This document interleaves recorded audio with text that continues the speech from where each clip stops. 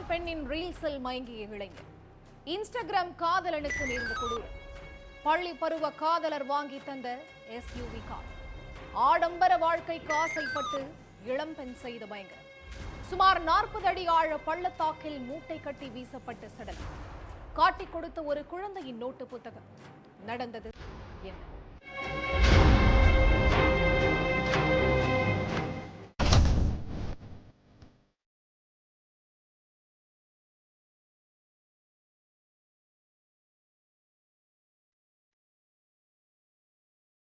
மத்திய பிரதேச மாநிலம் நாகின்மோட் சிர்வாரா பாலத்திலிருந்து சுமார் 40 அடி ஆழமுள்ள ஒரு பள்ளத்தாக்குல பயங்கரமான துர்நாற்றத்தோட மூட்டை ஒன்று கிடக்கிறதா போலீஸுக்கு தகவல் கிடைச்சிது. அங்க உடனே போன போலீஸ்காரங்க அங்கிருந்த மூட்டையை கைப்பற்றி பிரிச்சு பார்த்தப்போ அதுல அழுகி போன நிலைமையில ஆணோட சடலம் ஒன்று இருந்திருக்கு. உயிரிழந்தவர் யாரு, பக்கத்துல யாராவது காணலேன்னு ஏதாவது ஒரு மிஸ்ஸிங் கேஸ் பதிவாகி இருக்குதான்னு விசாரணை பண்ணப்போ புலனாய்வு அதிகாரிகளுக்கு எந்த ஒரு தகவலும் கிடைக்கல. அதுக்கு பிறகு சடலம் கிடந்த பகுதியிலிருந்து சில தடயங்களை கைப்பற்றிய அதிகாரிகள் அதுல ஒரு குழந்தையோட நோட்புக்கும் இருந்ததை கண்டுபிடிச்சாங்க. அதுல இருந்த ஆசிரியரோட கையெழுத்தை வச்சு உயிரிழந்தவர் யாரு, கொடூர கொலைக்கான காரணம் என்னன்னு விசாரிச்சதுல வெளியாச்சு அந்த திடுக்கிட வச்ச கொலையோட பின்னணி.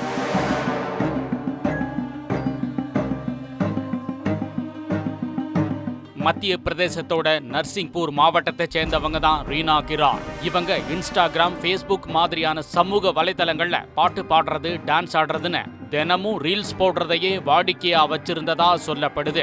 இதனால அவங்களுக்கு ஏகப்பட்ட ஃபாலோயர்ஸ் இருந்த நிலைமையில அதுல பல பேரு ப்ரொபோஸ் பண்ணுனாங்கன்னு சொல்லப்படுது. இந்த நிலைமையில தான் இவங்களோட ரீல்ஸ் மற்றும் போட்டோவுக்கு லைக் போடுறத ராஜஸ்தானோட பில்வாராவை சேர்ந்த வீரு என்ற பப்பு ஜாட்டுன்ற இளைஞர் வாடிக்கையா வச்சிருந்ததா சொல்லப்படுது.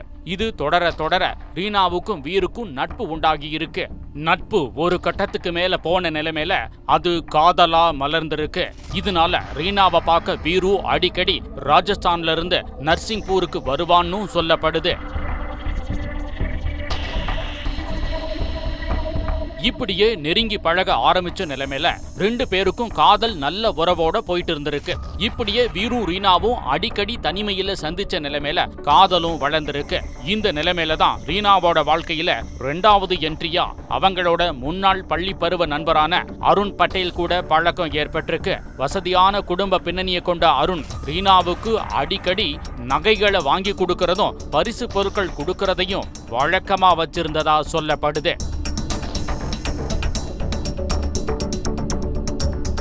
இதனால ரீனாவுக்கு வீரு மேல இருந்த காதல் கொஞ்சம் கொஞ்சமா குறைஞ்சு அருண் மேல வந்திருக்கு.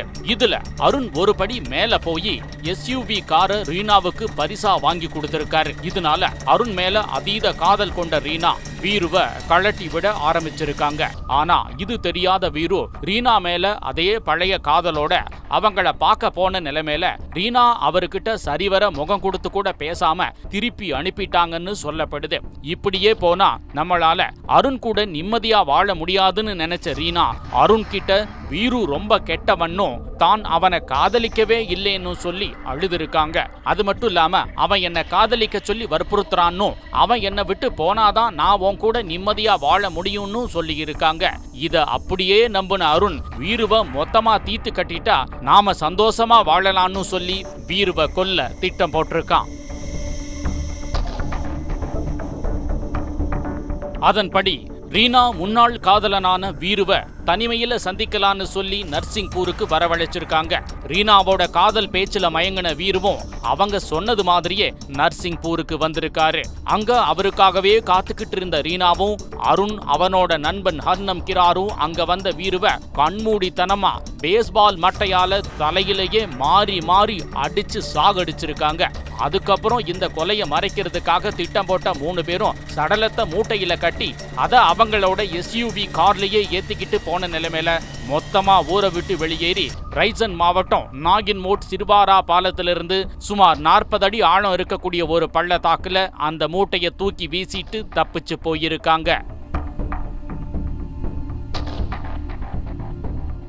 இதுலதான் ஆதாரமே இல்லாம தவிச்ச போலீஸ்காரங்க சடலத்தோட பக்கத்துல கிடந்த நோட்புக்கை வச்சு அதுல குறிப்பிட்டிருந்த பள்ளிக்கு போய் அவங்களோட விசாரணையை தொடங்குனாங்க. அதுல இருந்த டீச்சர் கையெழுத்த வச்சு அந்த நோட் புத்தகம் எந்த குழந்தையோடதுன்னு விசாரிச்ச போலீஸ்காரங்க அவங்க கொடுத்த முகவரிக்கு போனாங்க.